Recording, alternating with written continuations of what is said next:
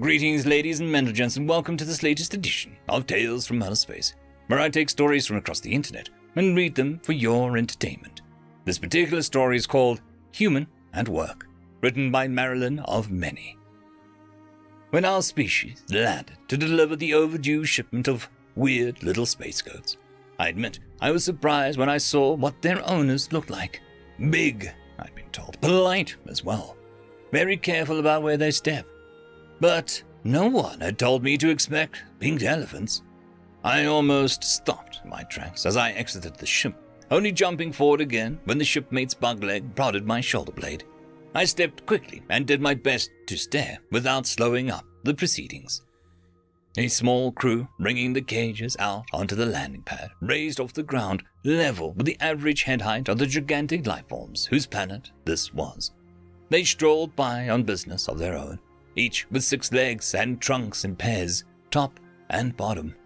Their tails looked prehensile too, but the most striking part was their color, as bright as any flamingo, with flappy ears that faded to a more salmon orange with yellow edges. All they needed was polka dots to look more like the most absurd hallucination this side of the Milky Way. "Hello, esteemed client," announced our captain as he led the procession towards the pink-faced waiting at the edge of the platform. Captain Pocap was, I'd learned, the nephew of the captain of our sister ship, and somewhat new at this. I hoped he was waving his green tentacles at the right alien. The elephant was pretty noteworthy, actually. Its eyes had the white haze of cataract sufferers on Earth, and as we approached, it moved its ears down to show a hat of some sort. Wait, no. Is that a human on its head? I thought as I walked. What the heck? It was. While Captain Pocap greeted the alien that still hadn't spoken, I took in the sight of the muscular, blonde guy perched on a saddle that had clearly custom-made for the scenario. He was wearing a weird little booties and had one foot raised, like he was ready to tap out a message on the alien's head. "And hello to you too," Pocap concluded with a wave at the human. The pink behemoth finally spoke. "Kindly do not distract my seeing eye, human," it said in a deep voice. "He is working." Pocap gave many flowery apologies, which the alien ignored in favor of inquiring about the state of the cargo. "The animals are in perfectly good health," Pocap said, "though they did give us some trouble. I'm afraid I'll have to insist."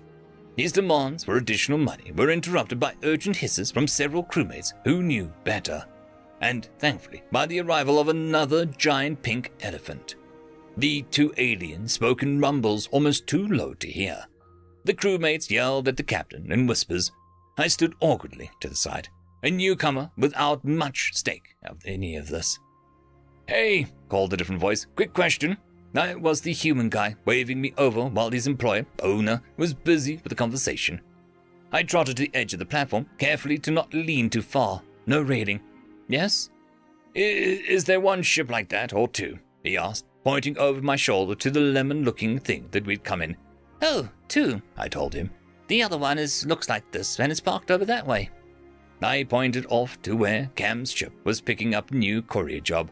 The 2 were nearly the exact same model on the outside, though only one had corridors tall enough for me to stand comfortably. "Thank you," the guy said in a clear relief. "I wasn't sure if I was describing it right. Glad I directed her to the right one." "Yeah, you got it," I said. I made a move back towards the crew, but he had one more thing to say. "If you're looking for a change in careers, there's plenty of demand for site assistants here," the guy said.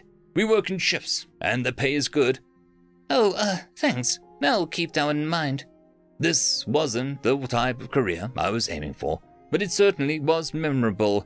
I wondered if there was a foot tap code.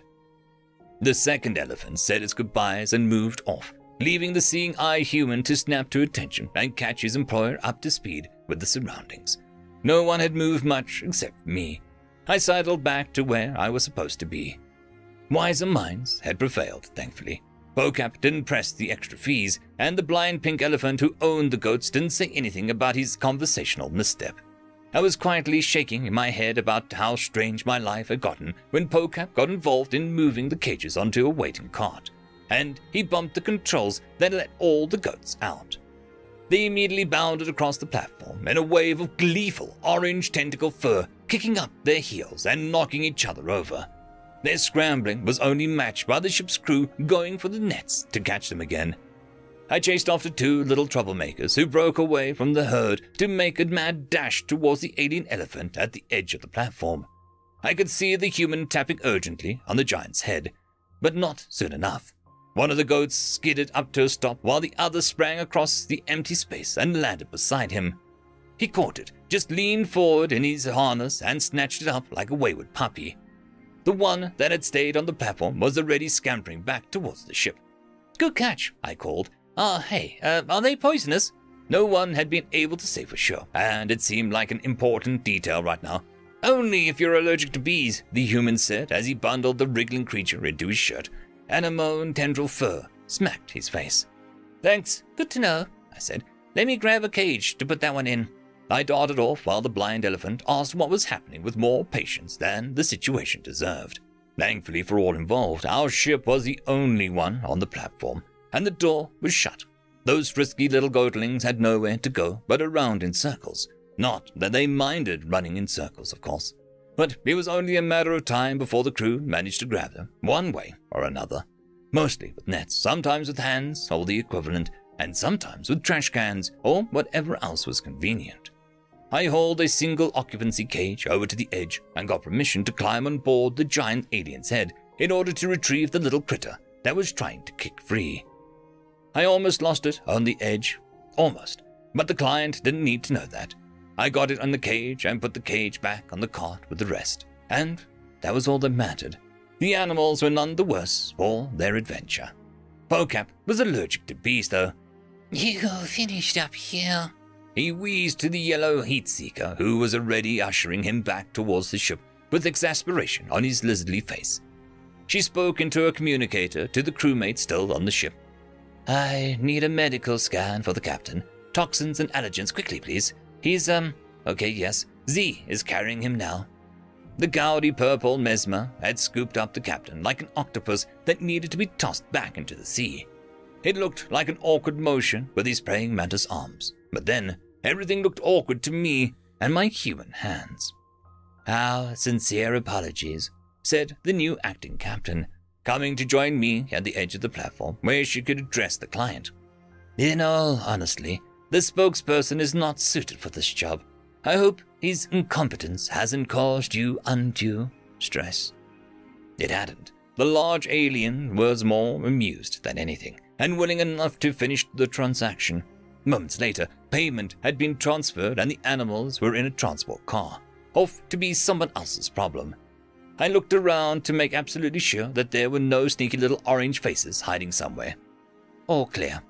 "Farewell," rumbled the elephant. "Safe travels."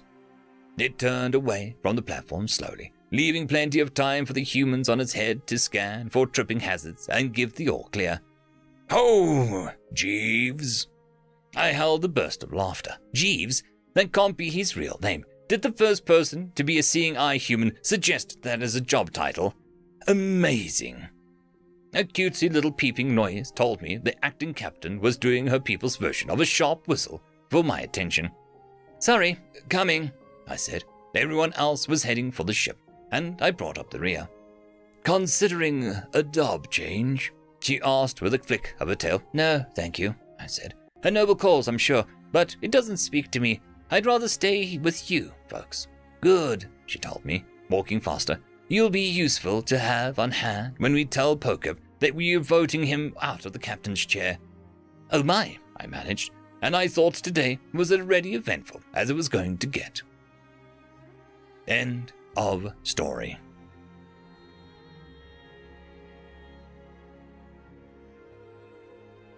I'd quickly like to thank the T5 channel members and patrons. Caspar Arnholtz, Cam Maxwell, Lord Azrakal, Ragzoon WRE, Holly's Sister, Ambrose Cattell, and Quantum Wednesday. Thank you very much.